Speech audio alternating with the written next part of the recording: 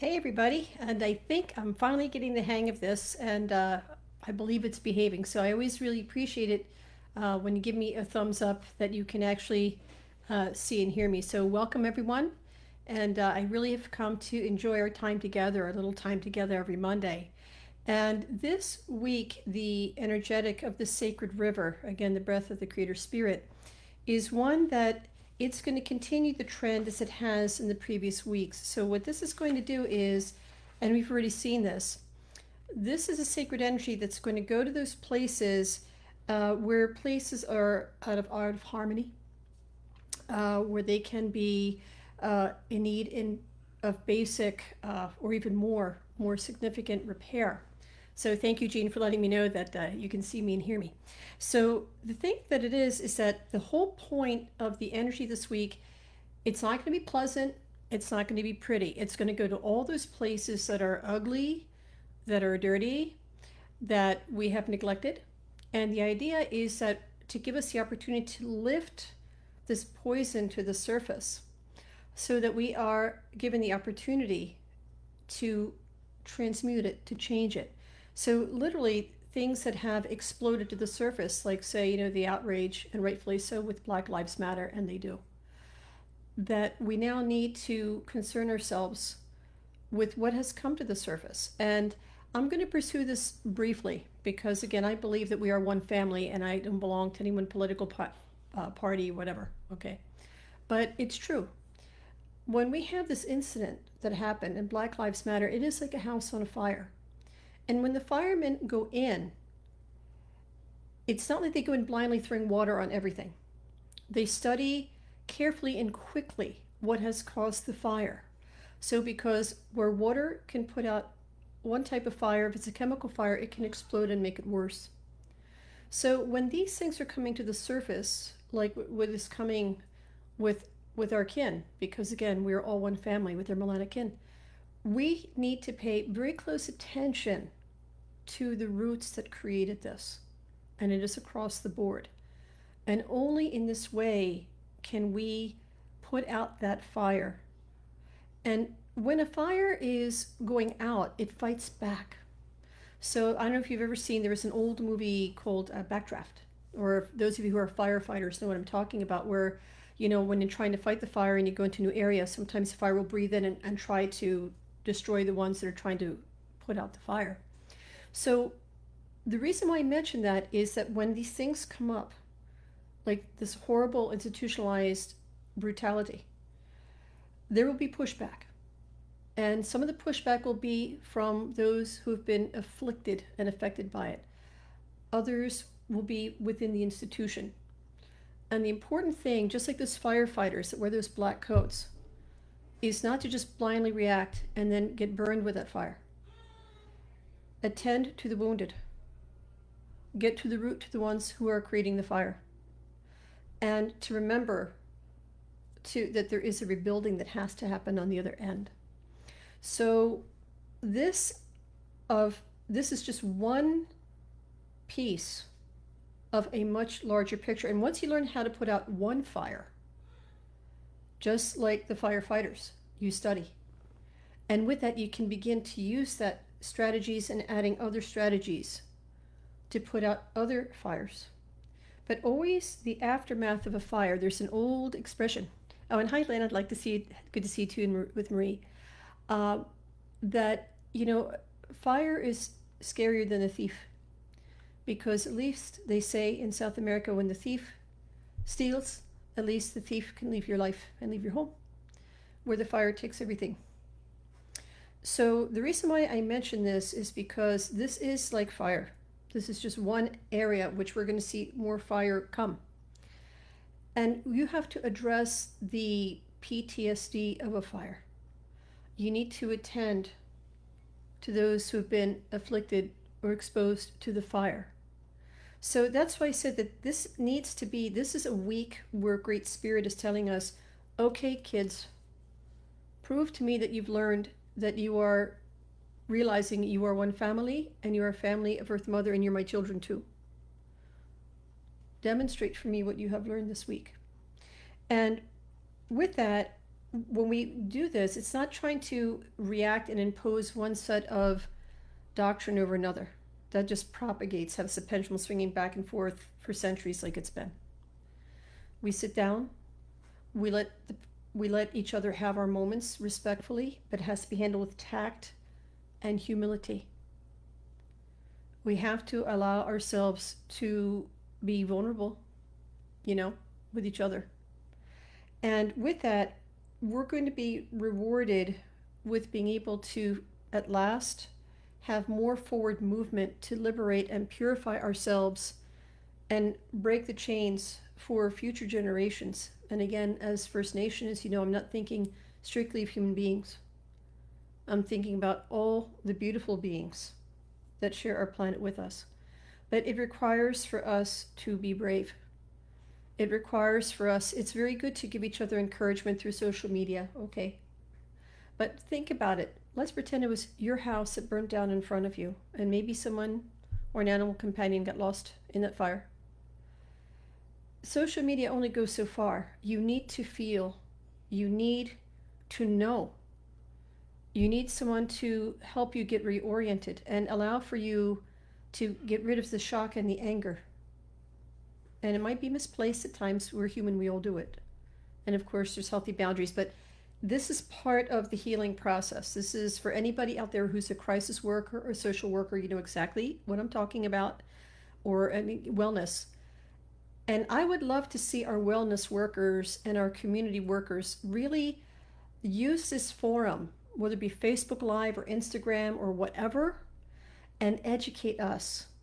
There are so many of us that so desperately want to do something more than just give a thumbs up in our heart of hearts, but we don't know how to make it meaningful without accidentally lining the pockets of somebody who's a thief or accidentally promoting someone else's political propaganda when this is about our unified humanity and our, I'm going to say, we have a universal divinity. We are one heart.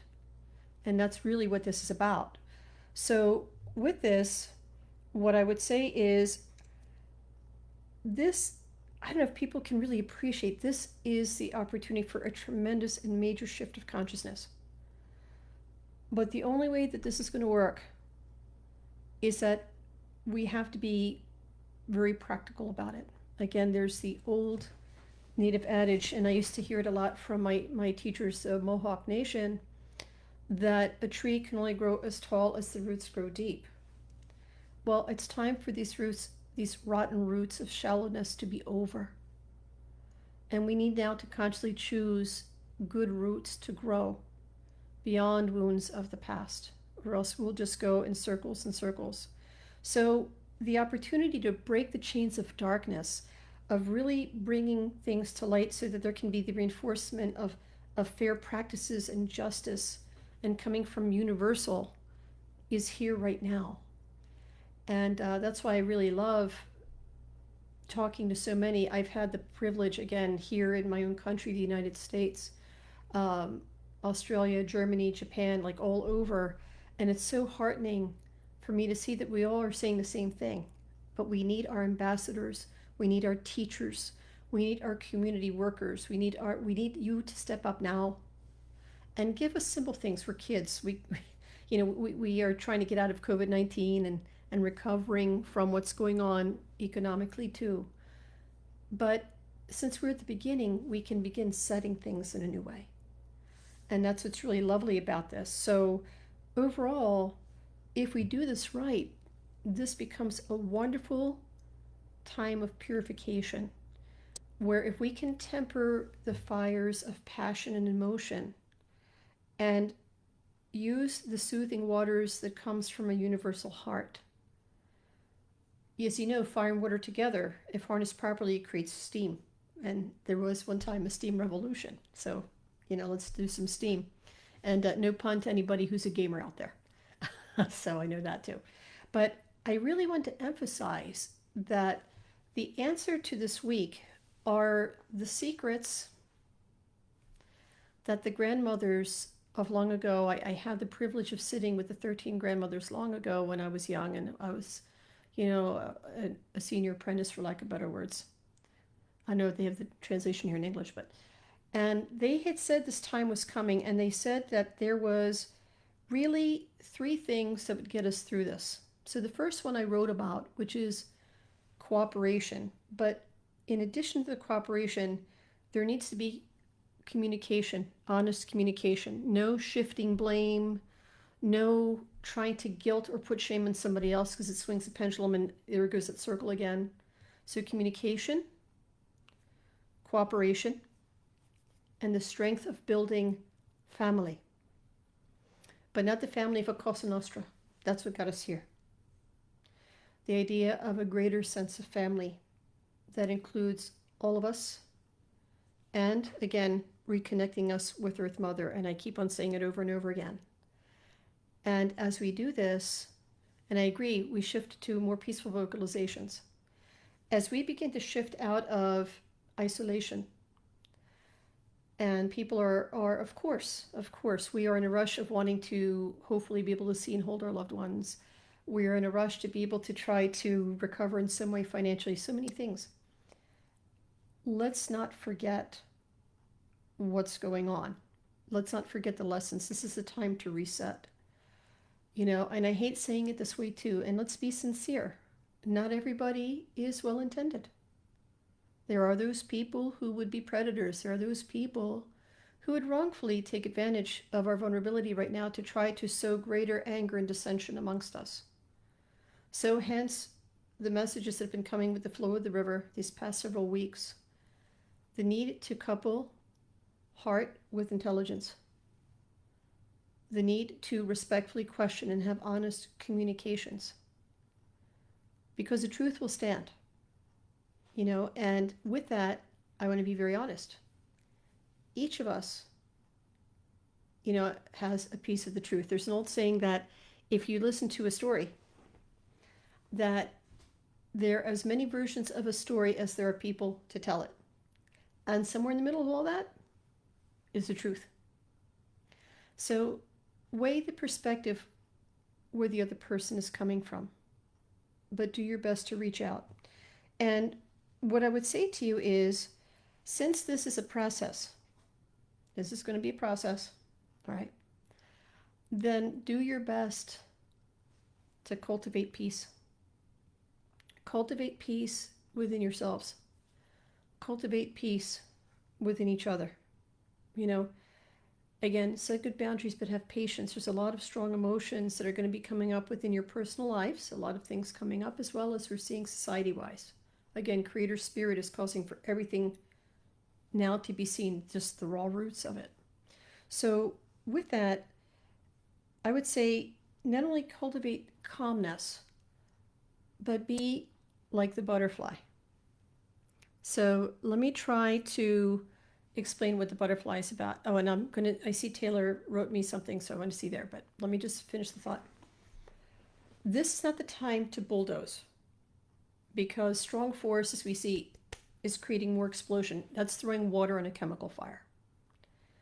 This is the time, what the butterfly does is the butterfly thinks of a goal, creates thumbnail sketches of the steps, and will initiate the step, look, rest, adapt, and adjust step 2.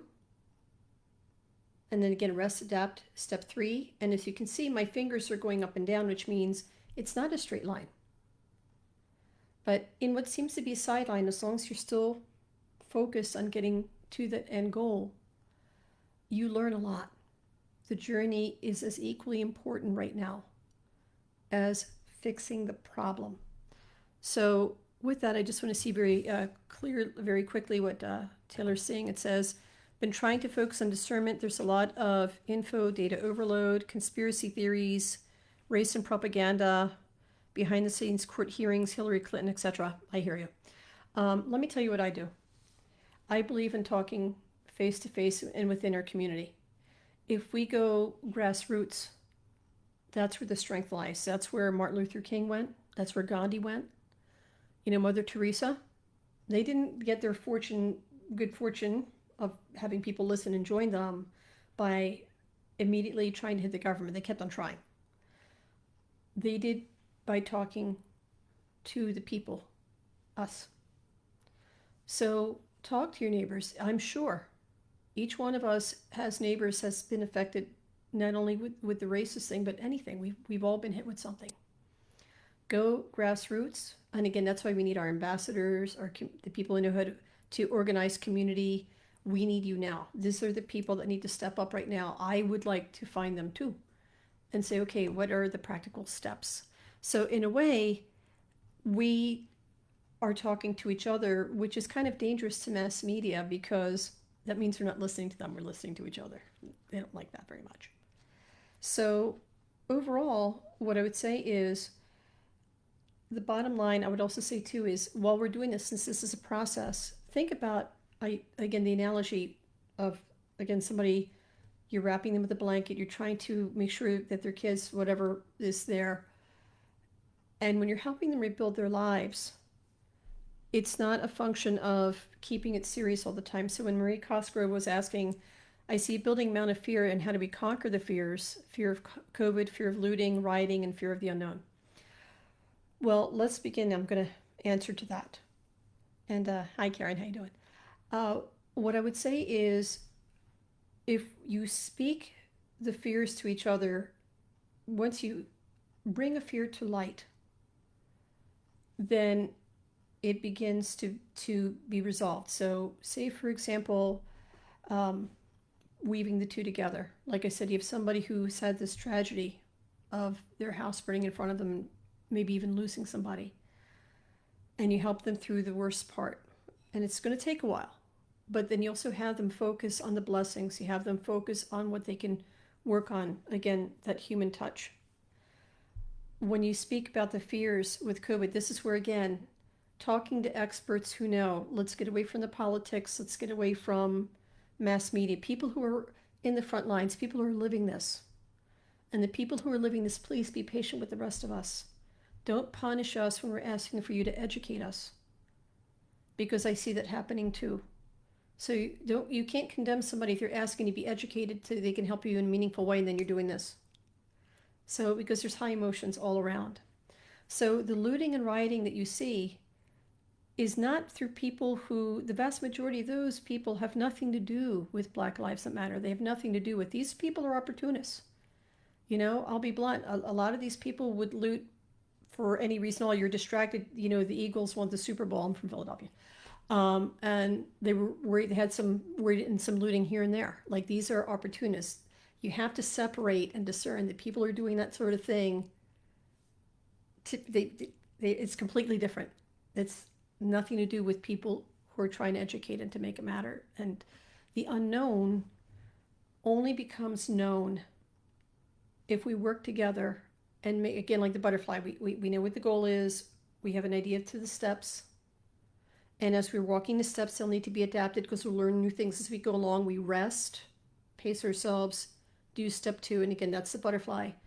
And the butterfly drinks of the flower when it's migrating, like the monarchs, which means in the native teaching, we need to share joy for each other. We need to give respite to each other. So it's not just for now in this time of fear and crisis. Think long term. The idea now is that we are beginning to learn, okay? We're not going to get it right the first time. 3 steps forward, 2 steps back. You know, I say that. We're going to be setting the framework. So we can either choose what happened in the past, which was the framework was built out of power fueled with fear, fueled with brutality and force, or we can choose now to fuel this movement with intelligent action, with discernment, where we are being guided by people who are living it and willing to educate us so that we can work as one, and realizing that all pieces touch together. Part of this problem is that, you know, some folks thought they were better than other folks. Really? Anyway. And that's what we're learning. So Eva says that she's been very angry recently and trying to meditate, and all the emotions memories have been brought up when younger, being weighing her down. So, and you know, Eva, you know, all of us have experienced some form of prejudice. So on some level, all of us, no matter where we come from, can identify it. We've all experienced that. It's important for us to be able to talk about uh, different traumas. So the energy of the flow with the river this week is that we're finding ourselves being forced to look at and respond to the unexpected and to learn from the darker truths that have come up. So it's a-okay and normal to have the reactions of anger, shock, fear, and so on. But this is not what Creator is wanting. This is not the sacred energy of the river. The sacred energy of the river, again, is to help to purify, to call to the front those who would educate and guide us. That's why I keep on saying the word our ambassadors. Because let's be sincere with each other, all right? It is an honest truth that some people will listen to you and they may not listen to me. I'm the wrong color, my hair's funny, whatever. I don't care. If you and I are friends, then you can talk to them, they'll listen to you, and maybe there's people that won't listen to you but will listen to me with being a tradition keeper. It shouldn't be that way, but it is. But you share with me your thoughts and your feelings, and then I can go back and share. And then that's how the way bridges are built. But we need this communication, hence what the grandmothers have said. So, and I agree with Kimberly that you have to give people things in, she says small dosage. I agree. You need to give it to people, how can I say? Think of yourselves. If there's a big piece of news that's not great, you hit what's called a saturation point. So it's a bit of responsibility in both parties. That's what this week is about, where if you're trying to help somebody and it's not having effect, then it's to that person to say, hey, that's not useful to me. I need my space now. I've hit my saturation point. And also to express back, this is what is useful to me. And not to have this idea where just because there's a focus in one arena, there's a dismissal of everything else. Remember, this is meant to be learning. We learn how to put out one fire. And from there, we learn to put out other fires. And realize that because there is a lot of hurt, there is a lot of emotion. Not everyone's going to be receptive. There will be people who will put the mask of the other on you.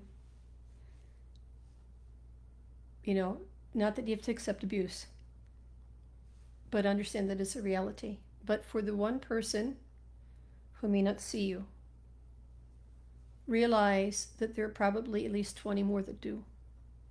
Don't focus on that one. That one person will be reached by somebody else. Creator will see to that. So overall, what I would say to you is, when I did the prayers and the journey, one of the animals that came was the dolphin, and I love dolphins.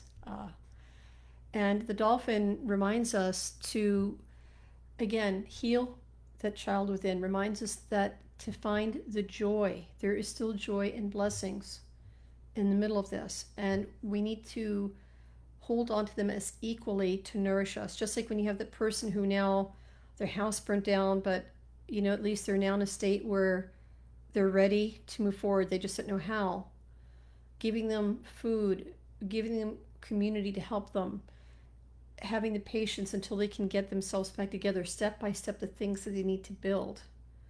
And encouragement. Grief, loss, and shock comes in waves. And I said, this is going to be a week of fire and water. So if channeled properly, fire can illuminate, fire can warm. Out of control, it burns. Water, when it's tempered, can give nourishment and restore. It can soothe and cleanse. Too much and it can drown. But the harnessing of both together, of, again, harnessing passion with intelligence and heart, allowing ourselves to speak from, again, that human space. And we may not like what we're going to hear. We might not like. We all contributed to this, good and bad. But encourage your ambassadors, encourage your teachers, encourage your communicators. And learn how to be one yourself if you're called to that too. I had a very good question a couple weeks ago, and again, I'm not going to say the name, I don't know if I have permission, of sometimes there's a call to stand in silence. Is that okay, Skyfire? And my response to that was, as long as your actions speak louder than your words, let there be actions of kindness. You don't always have to be out there with a sign. you know let your actions speak. This is a time of compassionate action. It's a time where we have to, we want to serve, we want to be in the light, we want to see a greater tomorrow. So in a way, we need to be ready that it's not always going to be easy. We won't like what we want to hear, always. But it's not all going to be bad. The gift of the dolphin is joy, it's playfulness. It's the reminder of, we all swim in the same ocean. And again, communications. That's all I would have to say to you. So, my friends, I always really enjoy our time together. Just letting you know, for the power word, and I'm probably going to be putting up a poll. Since the country is slowly rolling out of isolation, it used to be Friday at 10 o'clock in the morning Eastern time, so I might be taking a poll as to when might be a good time, typically probably during the week, to have it done, so more people can enjoy and participate. And then also I'm hoping to be able to continue with the flow of the river, so let me know what you think. For those of you who have people who are not able to join us live together, then I would say that I always put the replay on my YouTube channel, so I'll be putting that more. So let me just see here with that. So with Kimberly, yes, I do understand the dream that you had, and again, the ancestral grandmothers. Again, that would be the grandmothers saying what we were talking about, being together.